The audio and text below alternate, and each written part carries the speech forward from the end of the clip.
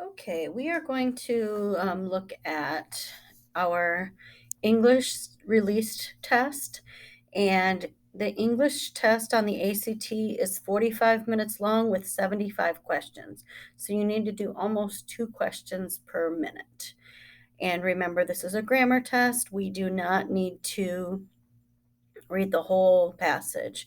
So each day that we meet, each Monday, we will be doing one passage. There are 5 total passages.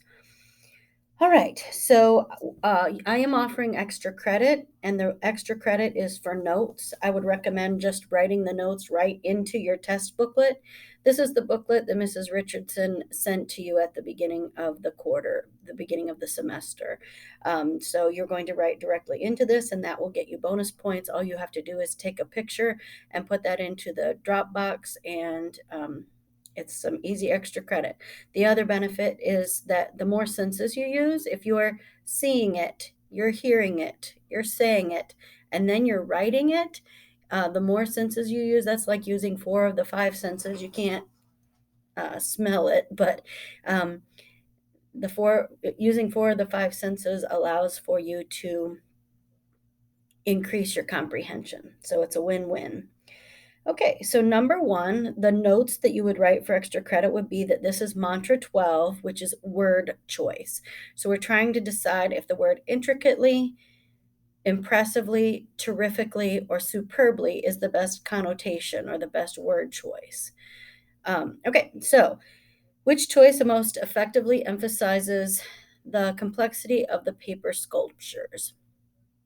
Between March and November of 2011, an anonymous donor left intricately crafted paper sculptures. So intricately means detailed. And if the person is making sculptures out of paper that are detailed, that's going to be the best answer. So number one is A. Then you'll notice after A, B, C, D, the next question, the choices are F, G, H, J. It skips E and it skips I, and that's how it is always on the ACT. So delight, and notice this one doesn't have any question either. They're just wanting you to fix the underlined portion. Delighted, each sculpture was left secretly and was later discovered by staff. Okay, so what we're looking for here is your notes would say mantra 11, misplaced phrases. And right here in F, it looks like the sculpture is delighted. So the verb delighted is closest to the noun sculpture, and a sculpture cannot be delighted because it's an inanimate object. G says each sculpture was left secretly and later discovered by delighted staff. There, the word delighted is by the word staff, and that is a much better adjective for the noun staff. So delighted is the adjective for staff.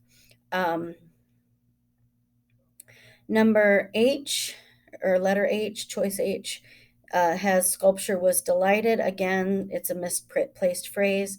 J, secretly delighted each sculpture. Again, misplaced phrase. So number two, the best answer is G. Number three. Number three is word choice, which is mantra 12. And my hope is that by writing down the mantra and the skill, that it will help you on the ACT be able to identify what they're looking for and get a better score. Library staff dubbed it the poetry. You may have seen a cutout tree in a classroom or a library, and then they put poems on it and they call it a poetry. So here we've got to understand what the word dubbed means. And that's not a word that many teenagers use. So if I told you that the word dubbed here should be a synonym to called, named, or nicknamed, the library staff called it the poetry, or B, specified it, C, adorned it, or D, honored it. So I would say the best answer here is A, no change. Turn the page 14. Page 14, number 4 is mantra 5, comma usage. And so remember, a comma equals a pause. At Edinburgh's Filmhouse Cinema, a three-dimensional sculpted scene shows patrons da da da da da. That sounds pretty good to me. Let's try the other ones. G. At Edinburgh's Filmhouse Cinema, a three-dimensional sculpted scene. Well, there, sculpted is describing scene, and we wouldn't have a space or a pause between that. H. At Edinburgh's Filmhouse Cinema, a three-dimensional sculpted scene. I want to pause after the word cinema, so H is not going to be the answer there. And J doesn't have a pause after cinema either. That one also has a space or a pause between sculpted and scene, so that's not the answer. So the best answer for number 4 is F, no change. Number 5 is mantra number 9. This is the one I talked about being like a junk drawer of rules. It's called A Few More Rules. And this one's talking about apostrophes. And one of my biggest pet peeves is when you have an apostrophe on something that's just a plural noun. We don't need an apostrophe if it's more than one of something. So, knowing that, looking at B, movie theaters as horses leaps. Nothing belongs to the horses, so it is not B. And D, movie theaters as horse leaps. There's not more than nothing is possessed by the theater either, so it's not D. So we're down to A or C. And we haven't even read the question yet. We were able to eliminate 2. Sitting in a movie theater as horse leaps out of the screen. So that would either need to be as horses or as a horse. So it is not A. So the answer to number 5 is C. A movie theater as horses leap. 6. 6 is related to mantra 10, wanting the shortest correct answer without it being redundant or wordy. And remember that the ACT uses commas, the same as parenthesis, the same as a dash, which is 2 hyphens typed together. So a comma equals parenthesis equals a dash. Number 6, they want the shortest correct answer without it being redundant or wordy. A dragon crafted from the pages of a mystery novel was found nesting in a window.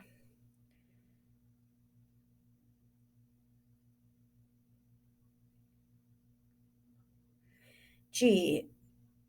A dragon crafted from the pages. That one's not bad.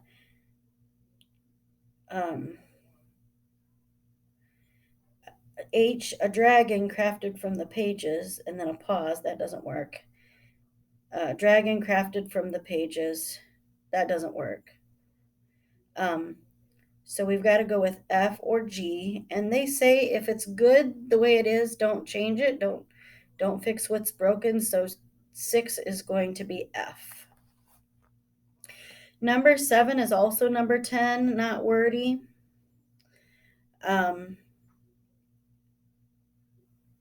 More creations appeared at more than a few additional places. So we have more and more twice, so it's not going to be A because we don't need to repeat more.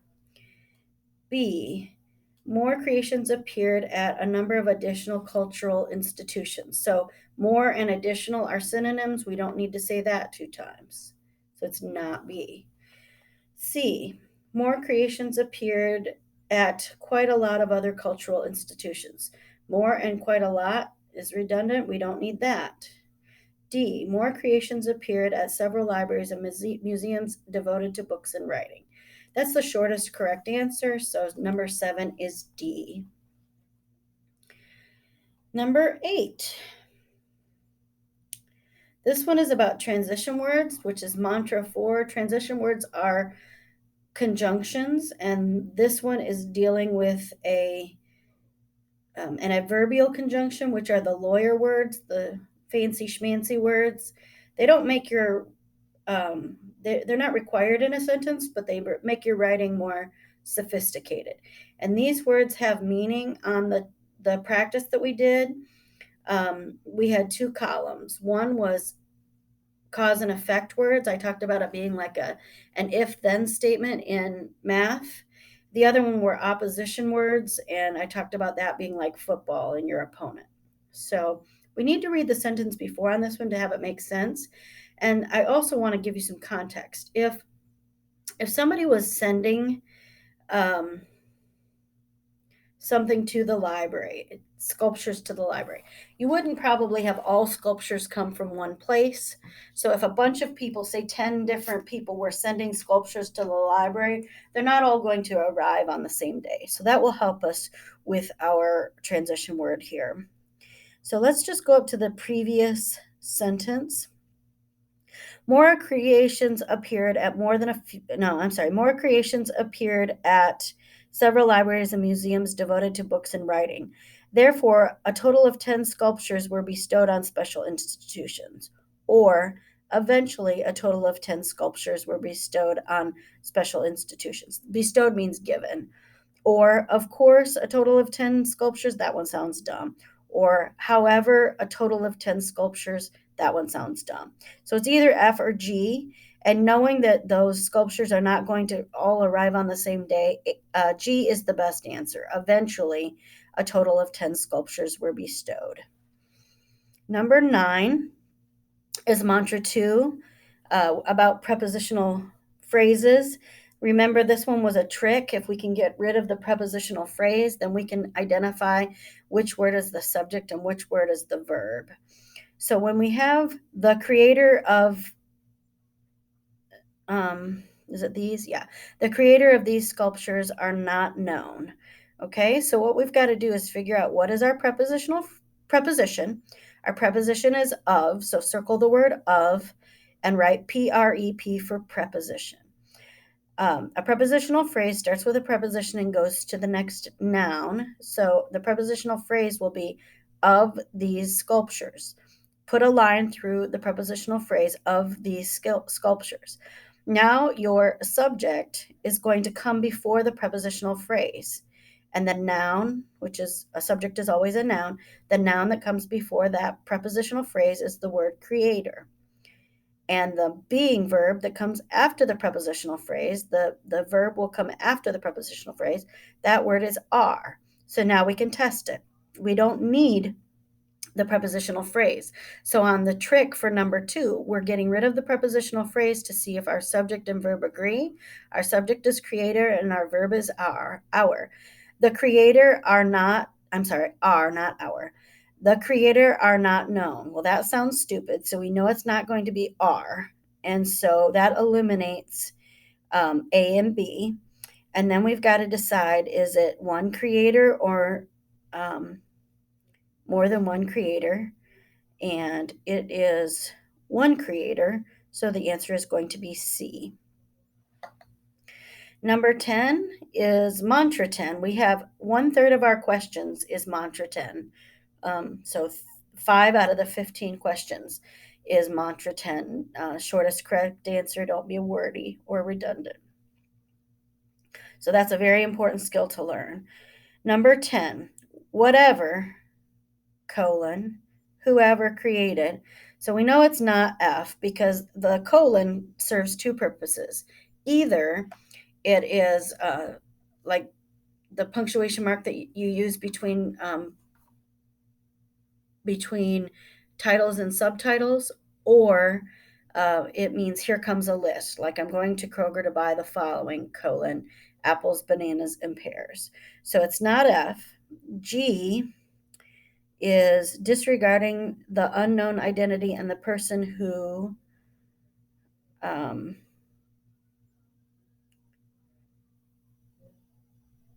me see.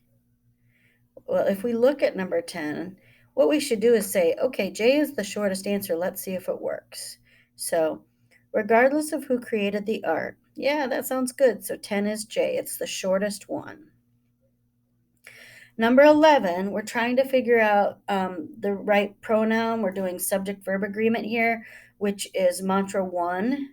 Okay, and number 10 will help us with this one, okay?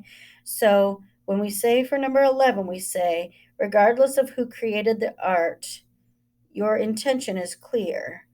Okay, so who is singular. So we've got to pick a singular pronoun.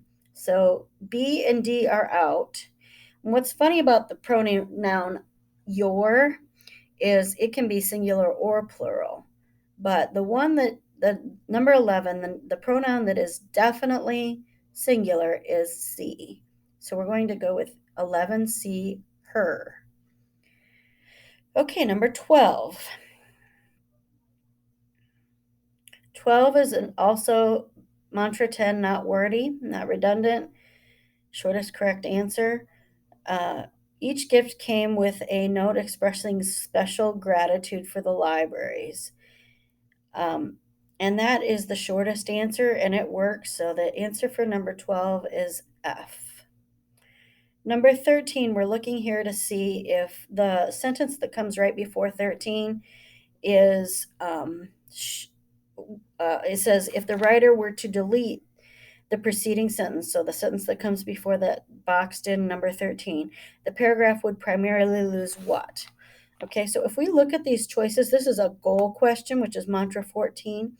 Suggest the essay writer knows the identity of the artist. Well, that's not so important.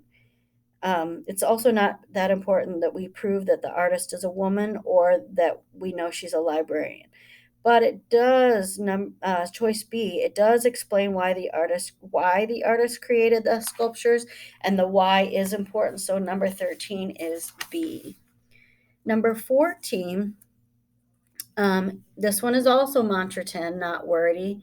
Ironically, the creator of these exquisite sculptures destroyed books, cutting them up with, and so because J is the shortest answer and it's also correct, number 14 is J, shortest correct answer.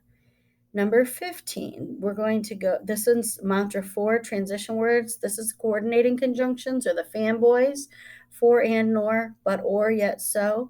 And this one is going to sound correct to your ear. You speak English every day, so let's go with what sounds right. Number 15, cutting them up with refashioning them into elaborate works of art, or cutting them up and refashioning them into elaborate works of art, cutting them up nor refashioning them into elaborate works of art, cutting them up, so refashioning them into elaborate works of art. The only one that sounds right is 15B, and. So that is your lesson for today for section or passage 1 of the released 2020-2021 ACT booklet. Thank you.